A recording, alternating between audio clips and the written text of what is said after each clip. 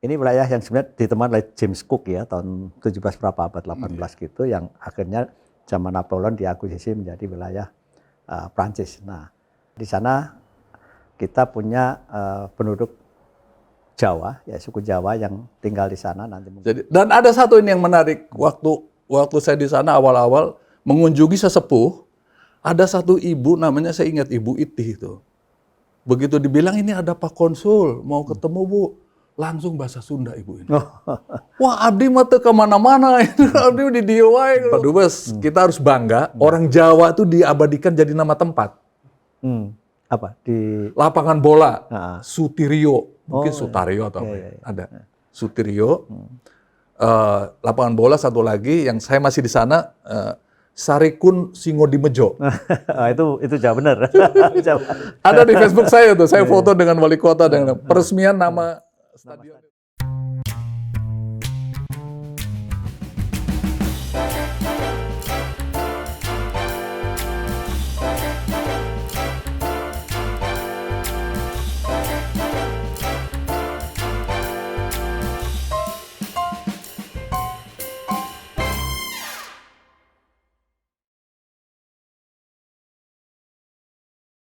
Assalamualaikum warahmatullahi wabarakatuh. Waalaikumsalam. Pemirsa Diplomatic Club, hari ini kita dapat tamu yang unik, ya. Namanya Pak Ade Sukendar. Terakhir beliau bertugas sebagai Konsul Jenderal di Nomea, itu wilayah apa semacam protektorat ya, overseas territory dari Prancis. Nah, yang unik di sana kita punya penduduk Jawa, ya suku Jawa yang tinggal di sana, nanti mungkin bisa diceritakan. Dan beliau ini dari Sunda nih, jadi ini jarang-jarang ya. Biasanya tempatkan di Suriname, di Nomea itu biasanya orang Jawa. Ini orang Sunda, ya, ditempatkan di Nomea yang bahasanya bahasa Jawa. Nggak tahu nanti apakah bahasa Jawanya meningkat apa enggak, nanti kita tanya. Nah, seperti biasa saya didampingi oleh dua wartawan senior dari kuatbaca.com, Mas Gary dan Mas Ade. Nanti bisa tanya ya setelah itu. Pertama saya ingin buka ya dengan beberapa data menarik sebenarnya itu. Jadi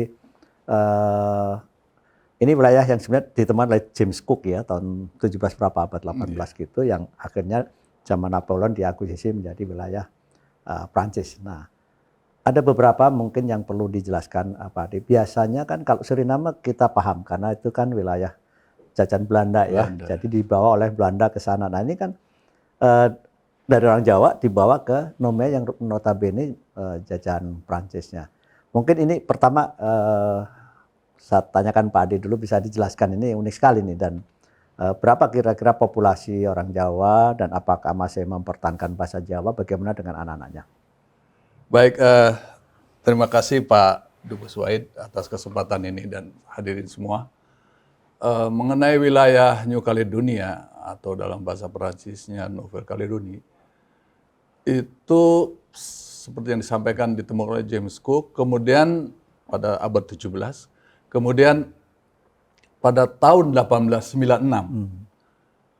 datanglah 177 orang Indonesia. Orang Jawa waktu itu Indonesia belum ada, jadi orang Jawa. Kenapa? Karena pada abad itu berapa jumlahnya? 177 orang, tenaga kerja kita sebut. Itu laki-laki semua ya, karena pekerja. Ada ya? Perempuan kurang lebih enggak sampai 10. Ada adik. Nah, pada abad itu Belanda tuh sedang menggalakkan perkebunan. Jadi itu sebabnya ada yang ke Sumatera, ada yang ke berbagai tempat. Nah, Perancis sedang booming nikel. Nikelnya masih dengan cara meledakkan gunung, sehingga perlu dipacul gitu. Maka dicarilah petani yang berlatar belakang petani. Nah, dia cari kemana-mana, dapatlah orang Jawa, orang Tonkin, sekarang mungkin Cina ya, di Vietnam, kemudian juga Jepang. Itu berarti kan dia harus melalui pemerintah Belanda juga. Betul, kan, untuk mendapatkan itu. Karena pada saat itu perusahaan Belanda dan perusahaan Perancis ini saling berhubungan, kemudian memerlukan tenaga kerja yang berlatar belakang petani atau ladang begitu, dapatlah orang ini. Nah, 177 itu tibalah di sana tahun 1896. Mungkin bedanya dengan Suriname 5 tahun. Jadi Suriname lebih dulu. Lebih dulu ya. Jadi kita paham ada tenaga kerja Jawa di Sumatera Utara sampai sekarang, kemudian Jadel ya sekarang namanya ya, Jawa dan Del ya. juga di akhirnya di Kaledonia. Nah, salah satu persyaratan yang pernah saya baca yaitu dia cari orang-orang yang memang pendek ya, kecil tapi ulet di Oh pertanian. betul, betul, Benar enggak itu? betul sekali. Jadi karena meledakkan gunung untuk cari nikel, maka perlu masuk ke gua-gua. Nah maka orang-orangnya yang jangan yang orang Eropa, jadinya orang yang seperti makanya orang Vietnam, orang Jepang itulah yang dicari. Akhirnya mereka bisa. Oh, ada juga Vietnam ya dari Ada Vietnam. Waktu itu masih namanya Tonkin dari orang Tonkin katanya. Sampai sekarang akhirnya Indonesia, Vietnam, Cina punya asosiasi. Gitu. Kira-kira berapa sih kalau dari persentase ya, atau jumlahnya berapa sih yang keturunan Jawa? Apakah mereka masih memelihara pertama bahasa budayanya gitu? Kalau komposisi kita itu menempati posisi kurang lebih 1,6% atau kurang lebih 3.000 sampai 7.000 turunan Jawa. Tapi kan sekarang sudah campur sehingga tidak terlalu lagi kelihatan pure Jawa, tapi juga sudah campur. Jadi kurang lebih ya 1,6% dari penduduk seluruhnya. Tapi mereka masih kayak asosiasi kelompok-kelompok gitu yang memelihara budaya misalnya. Ada apa seperti jadi ada gamelan. Tadi tahun 1896 tiba, kemudian Prancis membutuhkan lebih banyak lagi. Jadi ada gelombang-gelombang lagi tahun yang saya ingat adalah 1911, 1920-an, kemudian jadi ada beberapa gelombang ada sebenarnya? gelombang, jadi umumnya saudara-saudaranya, jadi mungkin dari kampungnya dicari, ini ada kerja nih. Gitu. Jadi tahun 49 ada juga. Dan kalau sekarang kan namanya pekerja migran Indonesia sebenarnya, jadi artinya mereka memang dibayar juga standar atau gimana? Iya. Yang terakhir resmi adalah, bukan terakhir ya, sebelum yang terakhir ini, tahun 70. Ada perusahaan Perancis yang menggarap proyek Jatiluhur, Tanjung Priok, perusahaan Perancis ini mengerjakan. Kemudian dapat tender di Kaledonia, maka dibawalah orang-orang ini. Oh, itu tahun 70 udah merdeka berarti itu. Sudah merdeka. Tahun 70. Nah, orangnya ini masih ada kurang lebih 2 orang yang masih sehat, masih bekerja, yang walaupun sudah pensiun tapi masih ada kerjaannya di sana. Dan yang uniknya adalah satu-satunya orang Batak ada. Pak Jintar Tambunan. Nah, dia pernah jadi ketua asosiasi. Nah, dia akhirnya bisa bahasa Jawa karena menikah dengan orang Jawa itu. Jadi tahun 70 lah yang terakhir yang di Suriname kan sebenarnya ada juga orang Sunda, tapi akhirnya bisa bahasa Jawa. Nah, sekarang ini uniknya di sini nih. Ya, Pak Ade ini kan dari Jawa Barat ya, sebelumnya memang bisa bahasa Jawa atau mengerti. Nah, setelah di sana gimana nih tantangan kalau bertemu dengan terutama yang generasi tua ya? Saya kan kelahiran Serang, Pak. Banten kan ada bahasa Jawanya. Oh iya Banten ada. Kan ada. Nah, kemudian dalam perkembangan ini juga kan suka ada orang Jawa yang saya juga bisa mengerti gitu.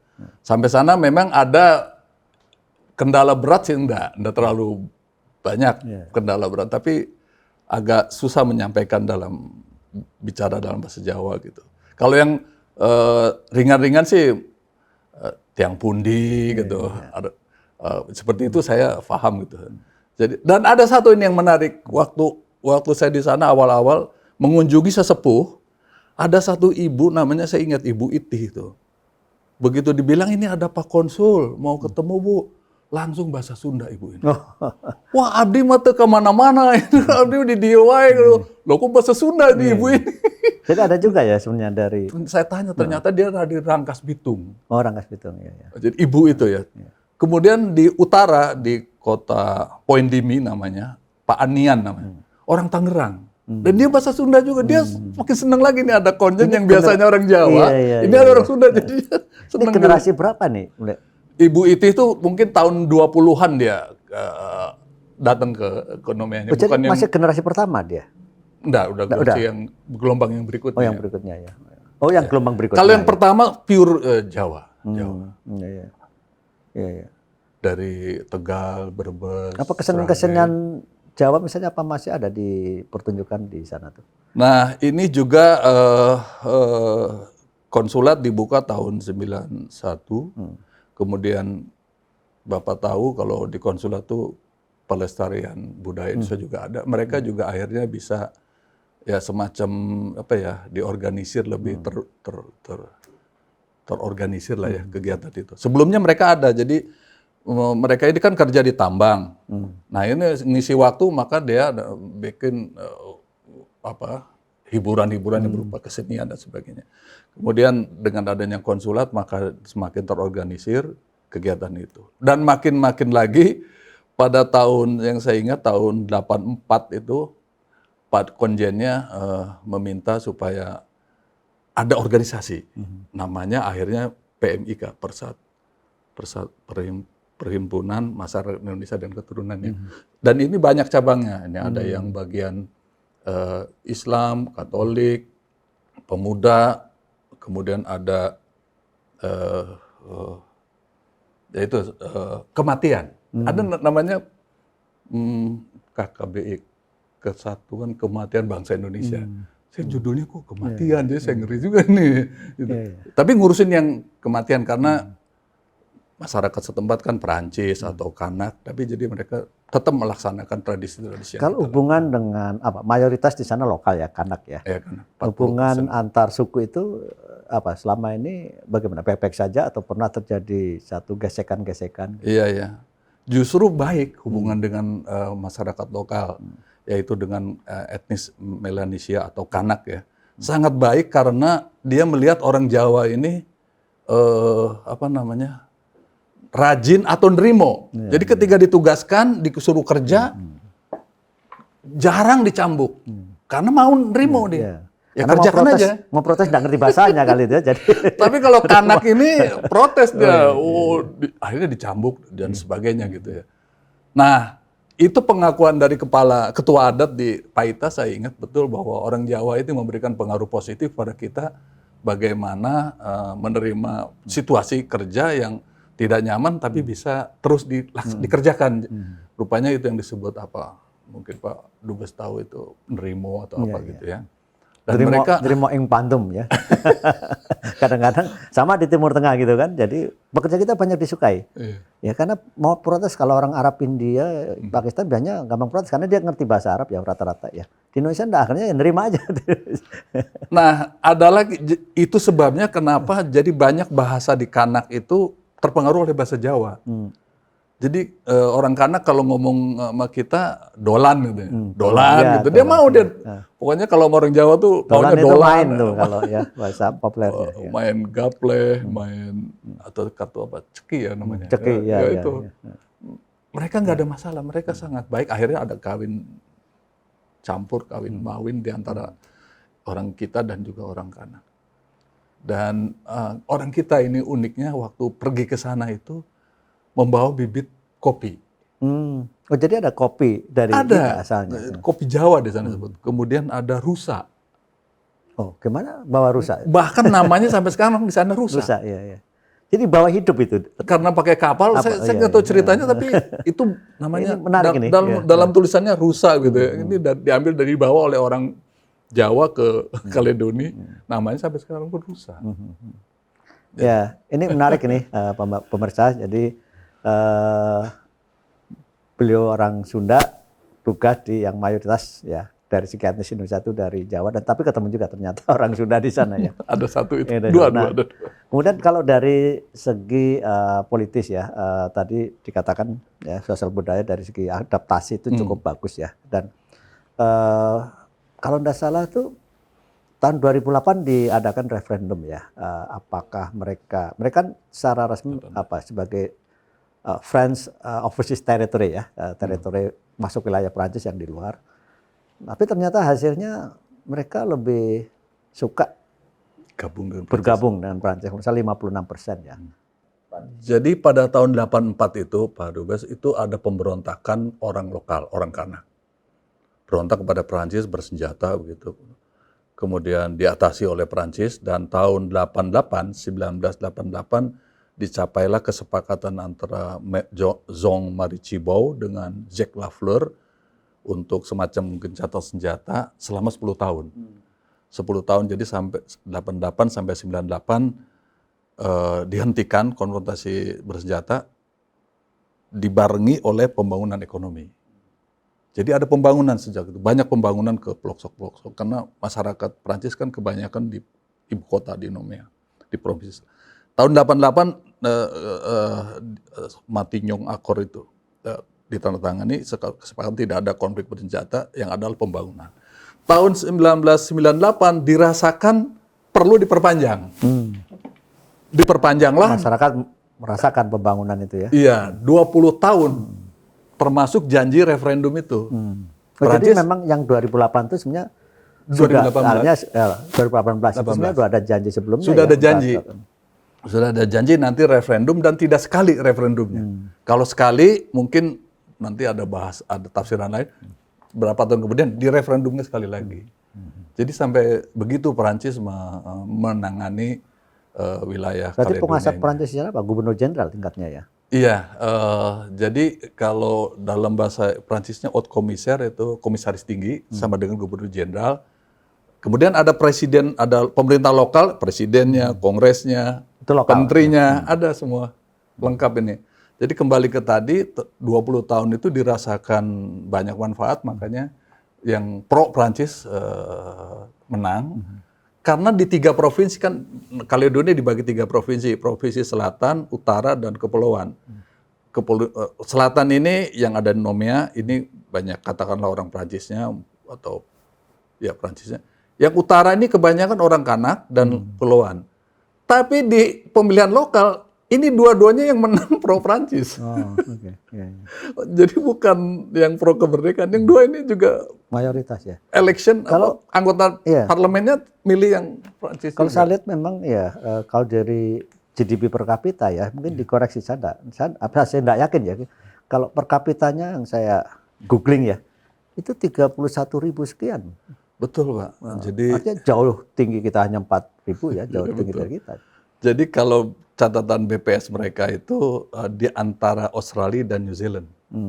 Dia ada di tengah. Per kapitanya ya. Per kapitanya itu. Berarti cukup makmur sebenarnya tuh, kalau dari Makmur, per kapita itu. Iya. Jadi itulah, dan uniknya lagi di pemerintahannya waktu itu ya, 11 kabinet, anggota kabinet itu, 4 tuh dari parpol separatis. Duduk sebagai menteri, sebagai ya, 4-4-nya menteri juga. Seperti kita ya, jadi oposisi jadi menteri juga tuh. Nah, kalau sudah voting di parlemen, ini juga akhirnya berbalik kepada kepentingan yang Masing-masing. separatis itu. Ya. Jadi sangat unik sih, bagaimana Prancis mengelola wilayah itu yang bergolak, yang ingin merdeka, tapi tetap berada di baungan Prancis dan ekonomi tetap jalan, kehidupan masyarakat tetap terjamin. Jadi saya kira kita perlu banyak belajar di sana, yaitu bagaimana mengelola yang bergolak begitu, Ya. bisa tetap stabil. Ya ada contoh juga New Zealand ya. New Zealand itu kan hampir tidak pernah ada gejolak dengan masyarakat lokal ya, karena memang mereka dilibatkan kan. Jadi saya kira mungkin mirip-mirip dengan Kaledonia Baru ya. Kalau dari segi pendapatan negara ya, kira-kira saya kira turisme ya menjadi salah satu unggulan. Tapi di lain tadi sebut mengenai nikel, terus dari agrobisnisnya apa kira-kira yang Ya, yang menjadi andalan mereka dan juga ekspor mereka adalah nikel. nikel? Nikel itu kurang lebih 25% produk dunia datang dari Kaledonia. Oh ya? Oh besar sekali ya. Besar. Nikelnya itu bukan di dalam tanah sebetulnya, banyak di gunung juga gitu. Di permukaan maksudnya. Yang di utara itu malah di permukaan, bukan di dalam. Ya kalau lihat wilayahnya kan tidak terlalu gede ya, kalau saya bandingkan di Indonesia itu kira-kira 6 kali Jogja itu. Wilayahnya. 20.000 ya. Iya, sekitar 18.000 sekian ya. 20.000 kilometer persegi. Ya, jadi ya 6 kali lah Kurang Jogja lebih gitu. Tapi ternyata kan produsen nikel 25% saya kira mungkin salah satu terbesar ya. Iya. Betul. Iya. Kalau wisatawan berapa jarak sebenarnya kalau dari Nomea ke Prancis ya, itu biasanya naik apa itu? Ada penerbangan rutin? Dulu ada TWA. TWA. Oh iya, dulu. TWA ya. Nah, dulu malah lewat Jakarta. Namanya Jakarta Prancis. Nah, sekarang Air Caledoni namanya. Ya, Air Caledoni Air ya ada ya. Caledoni Betul. ke Osaka, Tokyo, terus ke Prancis nyambung dengan Prancis langsung ya. Itu Air berapa France, jam itu Air kalau dia harus berhenti di mana tuh kalau dari Caledonia untuk ke Prancis?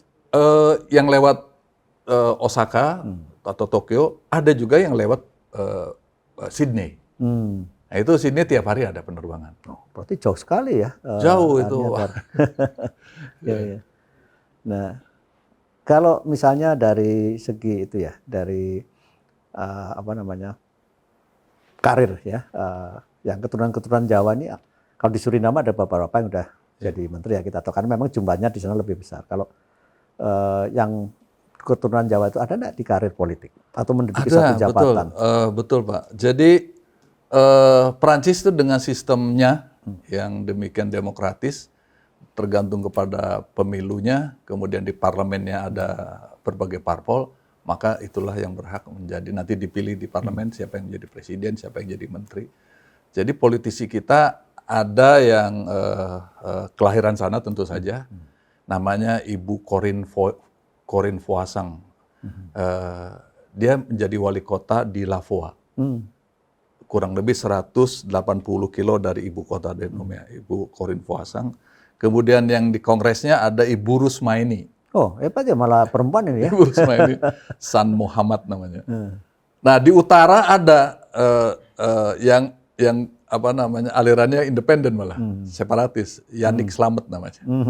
Siapa yang selamat? Yannick Slamet. Karena rupanya nama Jawa dulu seringnya adalah satu nama. Nah, sementara Perancis mengharuskan ada nama depan, maka namanya jadi ada nama depan. Seperti staf kami ada namanya Samsuri, ditambah depannya Bernard Samsuri. Nah, seperti itu. Jadi kembali kepada politisi tadi, itu yang menonjol Ibu Mari Siban dulu anggota semacam Dewan Ekonomi Sosial di Provinsi Selatan, masih ada, masih sehat. Ibu Rusmaini, kemudian Bu Corinne Foissang. Dan mereka masih bisa bahasa Jawa? Mengerti? Tentu. Mereka bukan, kalau Ibu Corinne Foissang tidak. Dia sudah campur banget, sudah campur sekali dengan berbagai etnis, tapi dia mencintai budaya Indonesia. Pernah ke Indonesia? Dulu pernah. Dan dia, apa namanya, ini menarik Pak Dubes barangkali ya, betapa egaliternya budaya Perancis kepada para pejabatnya. Saya pertama kali ketemu Ibu Corinne Foissang itu nggak sangka ada acara di Pusat Kebudayaan Indonesia. Dia tuh sedang di dapur. Ikut bantu ibu-ibu yang masak itu. Waduh, di wali kota sampai begini. Pakai dapur lah kita tahu. Ternyata diceritakan, Pak, di sini semua kalau sudah masuk di sini semua terjun dalam gotong royong. Nah, ini sifat gotong royongnya selalu disuarakan oleh para sesepuh kepada generasi-generasi untuk jangan malu-malu, jangan sungkan-sungkan untuk bersama-sama mensukseskan acara. Contohnya Ibu Wali Kota, Ibu Rusmaini nari ke dapur. Nari juga dia? Bisa nari? Dia, Ibu Rusmaini memang penari, sampai dia pergi ke Bagong Kusudiarjo, Padepokan Bagong, dia kursus tari, kemudian. Oh, berarti dia enggak melupakan asalnya, walaupun dia sebenarnya sudah mix ya, sebenarnya udah campur ya. Yang campur Ibu Corinne Foissang, itu campur. Kalau Ibu Rusmaini bapak ibunya turunan Indonesia, senang tari. Dan gimana Konsulat Jenderal kita mengadopsi atau memberi fasilitas pada warga yang di sana ya? Saya dengar pernah ada pertunjukan wayang ya, kebetulan itu diambil dari dalang yang orang Indonesia ya ke sana, juga gamelan juga cukup populer karena ada kebetulan dulu guru di Melbourne ya, gamelan dan dia dalang, dia pernah diundang di masyarakat Nomea gitu ya, dan dia pulang itu luar biasa ya, dikasih oleh-oleh dari kayak emas atau apa gitu ya. Karena ini seumur-umur belum pernah ada namanya wayang di Nomea itu. Nah, di KJR itu bagaimana dalam memfasilitasi kawan-kawan kita yang ingin ya melestarikan? Jadi di KJR itu kita adakan kursus gamelan, tari Jawa, tari Bali, angklung dan kursus bahasa Indonesia. Nah, ini menarik ini. Kan orang-orang Jawa itu sebelum Indonesia merdeka, Pak, banyak yang kesana. Dibawa ke sana ya. Kok bisa bahasa Indonesia gitu? Dari mana dia bisa? Apakah waktu di zaman di bawah 45 itu bahasa Indonesia sudah luas? Ternyata seperti Mbak Zainin tahun 49 datang, saya kira sekolahnya mungkin nggak sampai SMA barangkali ya, karena waktu itu kan masih revolusi juga. Bisa bahasa Indonesia, bahasa gitu. Melayu gitu ya, masih ya. Jadi, nah konsulat inilah yang mengadakan kursus bahasa Indonesia dan pesertanya ya orang Jawa Ya, juga ya. gitu. Ya, ini agak berbeda dikit dengan yang di Suriname ya. Suriname. Kebetulan saya dulu pernah kepala diaspora ya. Iya. Saya tidak ingat apakah Nomea ada yang datang, tapi dari Suriname, bahkan Menteri Pertanian ketika itu. Nah ini lucu, kebetulan Menteri Pertanian dia orang educated ya, bisa bahasa Inggris, jadi saya ngomong bahasa Inggris dia sama istrinya. Dari tadi diem aja, saya pikir, oh jangan-jangan beliau nggak ngerti bahasa Inggris. Saya bilang sama istrinya, coba bahasa Jawa, lancar langsung ngobrol. Ya, jadi memang yang di Suriname rata-rata mereka masih kuat ya. Nah ini topik kita ini sebenarnya diaspora Jawa ya. Jadi ini untuk kesempatan pertama dari Nomea. Nanti ada sesi lagi yang dari Suriname. Kebetulan di sana ada kedutaan besar ya, cukup. Jadi dan jumlahnya cukup banyak, mungkin menarik. Kembali ke Nomea nih ya Pak Ade itu. Kira-kira dari sisi bisnis ya, apakah ada perdagangan Indonesia Nomea itu? Kita ke sana misalnya itu sebaliknya. Secara umum tadi yang nikel itu waktu itu saya ketemu dengan atau diundang khusus oleh ketua parlemennya, Prof Wamitong namanya, ada orang Kanak. Dia minta ke saya, tolong sampaikan ke pemerintah kamu, kita ingin membentuk organisasi pengekspor nikel. Nikel, oh iya. Organisasi produsen nikel. Jadi karena dia tahu Indonesia juga banyak nikel dan Kaledonia juga untuk menjaga harga, Ya, untuk kayak semacam OPEC lah ya, gitu untuk ya, menjaga minyak gitu ya. Untuk jangan sampai konsumen yang menentukan, itu kan baik. Nah itu yang secara umum yang saya kira mungkin sekarang perlu dilihat lagi mengenai gagasan itu. Bukan hanya dengan Kaledonia, dengan yang produsen nikel lainnya juga. Ya karena nikel ini sebenarnya masa depan ya. Sekarang dengan mulai populer di kita udah mulai banyak ya, mobil-mobil listrik segala itu kan bahan bakunya kan dari nikel. Saya kira itu sesuatu yang bagus ya. Karena seperti OPEC gitu kan, di OPEC itu kan tujuannya juga untuk menjaga harga, untuk menguntungkan produsen gitu. Kalau produk lainnya Pak Dubes, banyak kerajinan, itu masuk ke sana. furniture. Oh, furniture bisa masuk ke sana. Furniture ke sana. Mereka taunya Bali. Jadi Bali itu semacam toko lah ya gitu ya. Padahal barangnya itu dari Jawa kan gitu. Jadi mereka tuh punya partner-partner di Bali umumnya untuk barang-barang semua. Jadi produk-produk yang di pantai kan ada souvenir atau yang macam-macam itu kan desainnya kadang-kadang dari mereka. Jadi minta dibuatkan seperti ini gitu. Ya. Dan bagi kita kan bagus saja. Akhirnya ini sudah jalan nih, sudah termasuk furniture itu. Furniture saya lihat sendiri di sana banyak yang ada yang sudah jadi, ada yang masih setengah jadi. Jadi di finishing sama mereka. Di sana, ya. Kalau bicara perdagangan dengan Kaledonia itu bicara dengan Uni Eropa akhirnya, karena dia kan wilayah Prancis. Oh iya. Jadi pembicaraannya berhubungan dengan Uni Eropa itu, ketentuan Uni Eropa, bukan dia tidak independen untuk perdagangan itu. Makanya Australia, New Zealand itu juga agak sedikit gergetan sama Kaledonia ini karena selalu merujuk kepada ketentuan Prancis akhirnya. Yang lebih mahal tentunya, dan mereka nggak bisa banyak menguasai pasar Kaledonia. Ada pengaruh Australia, New Zealand ya, Selandia Baru di Nomea, karena kan wilayah Pasifik mereka. Itu karena politik ini dipegang oleh Prancis, oleh pusat, maka hubungannya seperti dengan Eropa aja. Tapi sejarah Pak Dubes, sejarah Perang Dunia Kedua dulu itu tercatat di sejarah 650.000 tentara Amerika ada di Kaledonia untuk memerangi Jepang yang ada di Pasifik itu, termasuk Australia, New Zealand, dan tiap tahun ada kunjungan ke pemakaman kuburan para serdadu di Burei, di kota Burei, itu menunjukkan bahwa waktu Perang Dunia Kedua itu Australia dan New Zealand ikut dalam tentara sekutu. Ya, betul. Ya. Jadi nggak bisa dibayangkan penduduk Kaledonia itu sekarang katakanlah 200.000 ya. Ini ada 650.000. Lebih banyak dari penduduk ya. Penduduknya tentara Amerika dan segala pasukannya, berbagai pasukannya ada di situ. Sekarang masih ada.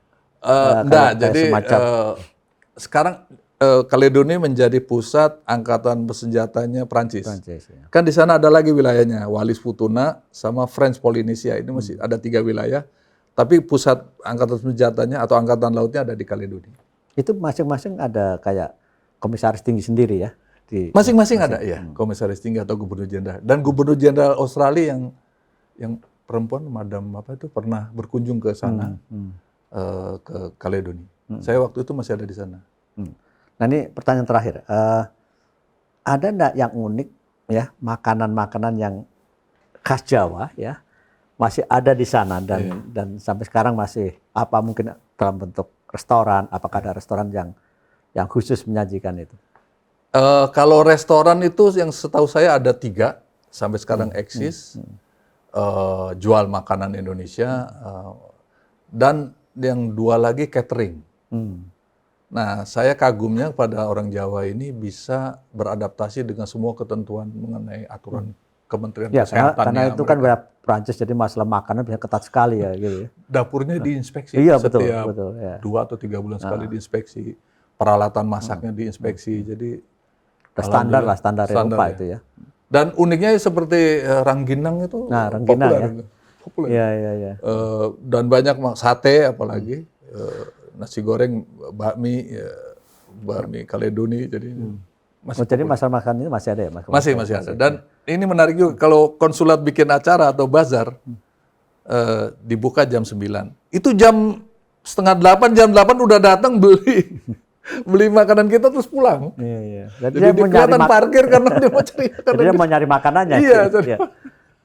Itu kita selalu lihat gitu. Berarti disukai oleh mereka. Iya, memang kuliner kita apa ya, universal ya. Saya termasuk memperkenalkan di Emirat, di Rusia itu orang suka gitu. Cuman kita belum punya kayak fighting spirit untuk buka restoran di luar gitu ya. Ya, kalau yang di sana tuh semua itu memang yang punya orang Indonesia juga. Betul, orang Jawa juga. Ibu Yayah namanya, orang Bandung, dia punya Balinese itu restoran, buka setiap hari kecuali hari Minggu dia tutup. Dia buka, jadi itu di ibu kota. Di kota Nomea, dan ibu itu ada 2 lagi di perkotaan buka, Garuda namanya.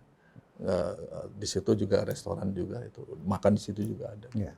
Oke, sekarang saya buka pertanyaan nih dari Mas Gary. Ya, silakan. Mas Ade ya, silakan. Ya.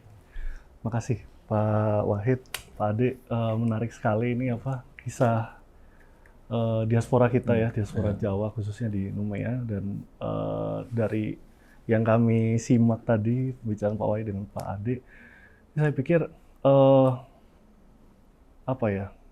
bauran budaya, bauran sosial ini tidak terlalu banyak konflik ya.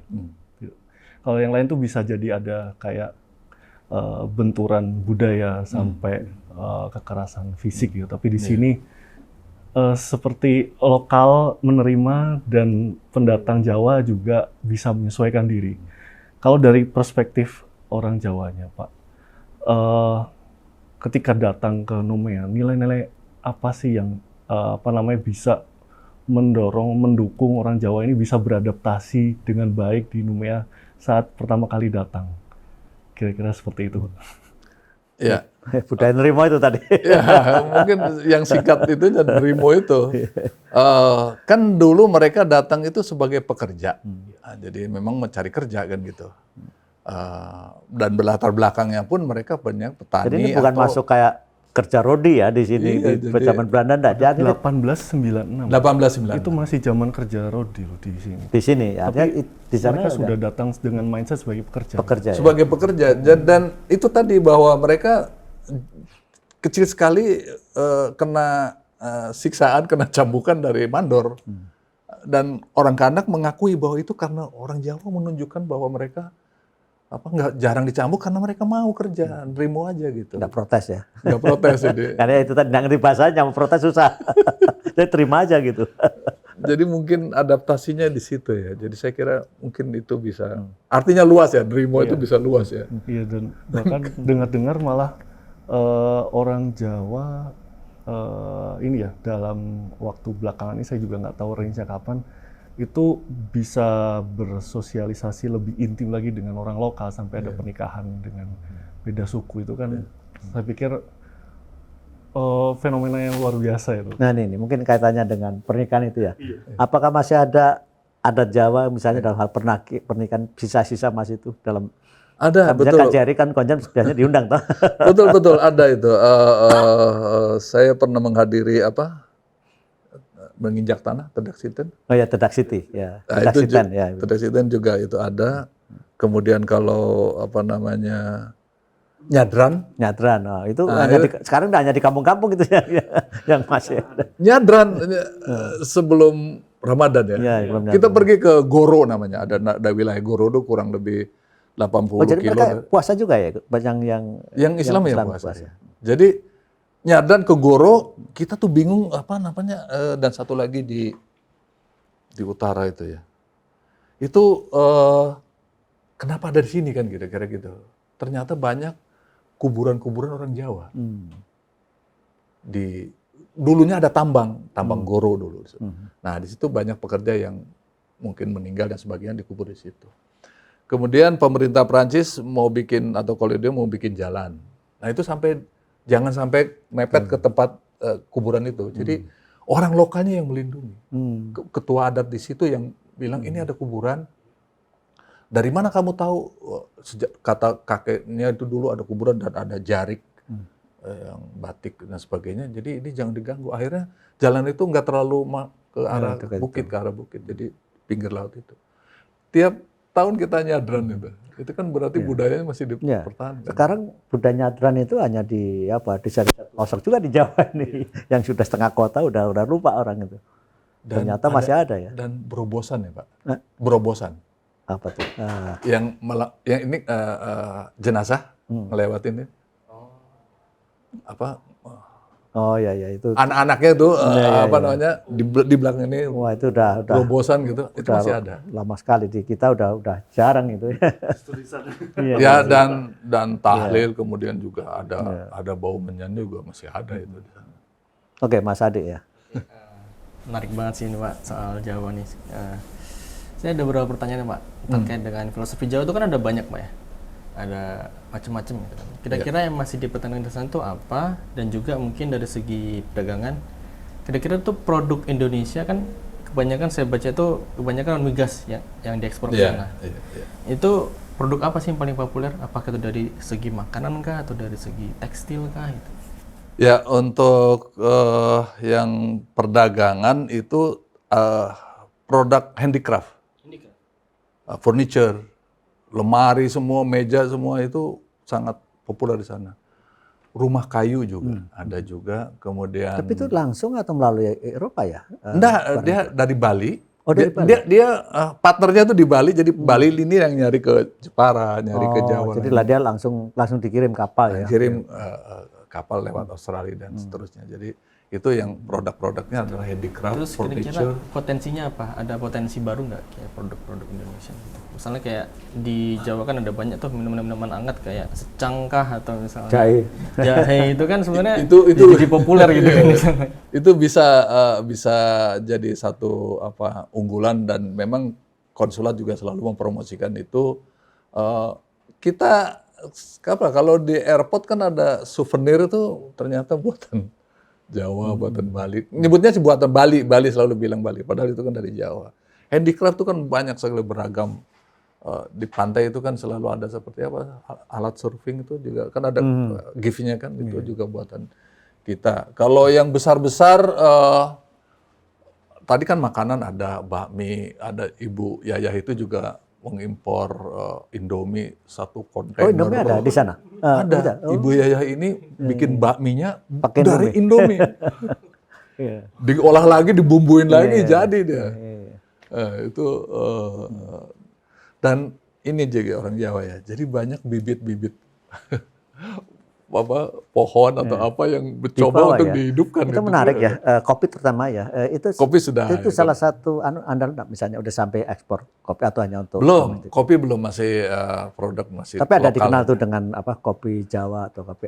Ada di lokal. Bahkan waktu kapan tuh saya ke sana ingin dibawakan kopi Jawa katanya, karena ingin tahu, yang sekarang seperti apa produk kopi desa yang lebih bagus lagi. Yang saya penasaran tuh bawa binatang itu. Dan namanya pun tetap rusa. Mungkin saya kira dia bawa sekian, mungkin bisa hidup sekian ya, yang mati ya. Karena ini kan panjang banget perjalanan zaman itu ya. Dan Pak Dubes, itu tidak ada predator di sana, Pak. Tidak ada singa, tidak ada tidak buaya. ada. Tidak ada ular, berkembang dia ya? piton, tidak ada. Akhirnya rusa itu kebanyakan. Dan boleh diburu, dikasih hadiah sama pemerintah lokal. Satu ekor 5.000 seingat saya. 5.000 frong itu 500.000 apa ya. Jadi supaya dikurangin itu si rusa Karena itu. sudah taraf mengganggu mungkin di pertanian. Makanya kalau di jalan tuh selalu mobil hati-hati ada gambar rusa ya, karena melintas gitu ya. Iya. Ya, ini menarik, di sini mahal banget tuh daging rusa itu ya. Dan dia itu tadi dibayar malah. apalagi sudah terjawab tadi ya. Produk-produknya kerajinan, furniture. Sama yang filosofi Jawa yang masih kental di sana itu apa, Pak? Kira-kira, Pak? Itu 7 bulanan, nyadran, kemudian kesenian, wayang. Nah, wayang ini menarik. Ada wayang Ibu Madam Koratir, ambasador untuk SPC. Secretary of the Pacific Community. Ada organisasi di sana. Madam Koratir itu wakil Perancis untuk ini. Nah, dia ternyata pernah belajar bahasa Indonesia di Indonesia. Dan dia bilang ke kami waktu menyaksikan wayang itu, karena selain bahasa Jawa juga bahasa Perancis. Terus sampai bilang, Pak Konjen, ini harusnya terus-menerus disebarkan ke berbagai acara, ke berbagai wilayah. Karena saya baru mengerti tentang cerita Rama dan Sita setelah Daleng itu berbicara dalam bahasa Perancis. Dan gurunya ini Pak Suratno, orang Solo, guru kesenian dari Solo, dibawa sama konsulat. Dan dia sudah dari tahun 78, jadi dia sudah bisa bahasa Perancis setempat. Dikagumi, Madam Koratir sampai bilang harus banyak ini, karena ceritanya menarik. Dan saya waktu dia muda pernah ke Jogja dan sebagainya, dia tidak mengerti cerita wayang itu karena semuanya bahasa Jawa. Begitu di sini saya ngerti karena dalangnya berbahasa Perancis. Saya kagum nih. Jadi saya baru mengerti sekarang setelah sekian lama hanya lihat ini wayang. Tapi setelah dia berbahasa Perancis dia. Oke. Belum saya tutup, kira-kira yang paling mengesankan selama berapa tahun di 4 tahun. 4 tahun ya. 4 tahun kurang lebih. Apa yang mengesankan? Pak Dubes, kita harus bangga orang Jawa itu diabadikan jadi nama tempat. Apa? Di Lapangan bola Sutirio, mungkin Sutario atau apa ya. Ada Sutirio. Lapangan bola satu lagi yang saya masih di sana, Sarikun Singodimejo. itu jauh benar. Ada di Facebook saya tuh, saya foto dengan wali kota dengan peresmian nama stadion itu. Sutirio. Tapi di sana bola termasuk lumayan ya, hanya dengan penduduk yang sekian ini. Iya. Termasuk lumayan bola ya penggemarnya. Mungkin pernah dengar pemain tim Prancis tuh, Emmanuel siapa? Itu dari Kaledonia. Karembu, Karembu. Waktu Prancis juara dunia tuh. Oh itu dari New Caledonia. Salah satu orang Kaledonia. Oh itu bisa dinaturalisasi tuh. Satu lagi, tadi Sutirio, nama stadion, nama lapangan bola lagi, satu lagi Sarikone, nulis Sarikone, Singodimejo. Satu lagi Patrick Jiram. Patrick Jiram ini seorang arsitek orang Jawa. Dia dulu membangun perumahan perumahan murah atau perumahan apa sampai ke pelosok-pelosok. Dia arsitek, memberikan gagasan untuk memberikan rumah untuk orang-orang lokal yang tidak punya, sehingga akhirnya namanya diabadikan nama jalan. Satu lagi orang Bandung, Muhammad Kasim Park, jadi taman. Apa prestasi? Dia itu pemusik, jenis Lautan Teduh. Dijadikan nama taman, Muhammad Kasim Park. Jadi, nah itu luar biasa ya mereka, berarti sangat open minded ya. Jadi orang luar tapi apresiasinya tetap tinggi. Perancis istilahnya gini, apalagi yang diperlukan. Dia nanyanya gitu. Jadi kalau orang Jawa mau bikin acara, Ngelapor ke balai kota, tanya apa yang diperlukan. Perlu tenda, perlu kursi, perlu tempat, ditawarkan oleh pemerintah setempat. Berarti di sana masih ada banyak asimilasi bahasa gitu ya kayak. Bahasa iya. Makanya terakhir Pak Dubes saya tanya di UGM apakah ada fakultas bahasa Jawa, karena dosen Prancis kami undang ke sana, Pak Subiantoro namanya, akhirnya dia membuat buku bahasa Jawa Kaledoni, hibrid kata dia, untuk disertasinya juga. Dan dia dan di sana ada beberapa penulis yang keturunan Jawa, Ibu Jumadi, Anbastin Jumadi, Ibu Lilian Sen Omar, Ibu Siban, menulis buku. Mungkin suatu saat bisa diundang mereka untuk bedah buku mengenai Jawa di sana, karena mereka menulis itu. Ada lagi Pak Marcel Magi namanya. Dia guru SMA, dia usul kepada saya ke konsulat, Pak Konjen, kenapa tidak ada kursus bahasa Jawa di konsulat? Kenapa bahasa Indonesia aja katanya? Karena dia tahu orang Jawa di Indonesia ini, orang yang berbahasa Jawa di Indonesia ini kurang lebih 70 juta. Ya, Dan kami bangga kalau bisa bahasa Jawa itu katanya. Itu barangkali nanti pusat budaya Nusantara atau apapun namanya bisa mempelopori, dan Pak Hamengkubuwono sudah berkunjung ke sana. Mudah-mudahan. Pak 10 ini? Iya, yang 10 ini di eranya Pak Widiarka, dan dia mengapresiasi orang Jawa di sana yang melestarikan budaya, dan juga mengapresiasi Prancis, pemerintah lokal yang memberikan memfasilitasi budaya supaya hidup di sana. Jadi itu barangkali yang kita banggakan, betapa Prancis memberikan tempat kepada mereka. Oke, pemirsa Diplomatic Club yang dikelola oleh kuatbaca.com, sampai akhirlah pada acara kita yang saya kira sangat menarik tadi itu ya. Nah, ini baru satu sesi saja mengenai diaspora Jawa. Nanti kita undang Dubes kita di Suriname untuk bicara mungkin dari angle yang berbeda ya. Ya, tadi ada yang sempat main bola di Prancis kan luar biasa. Di Suriname juga ada beberapa nama pemain Belanda yang asal Suriname atlet ya. renang gitu ya. Ya, Belanda jadi itu. saya kira ini menarik ya.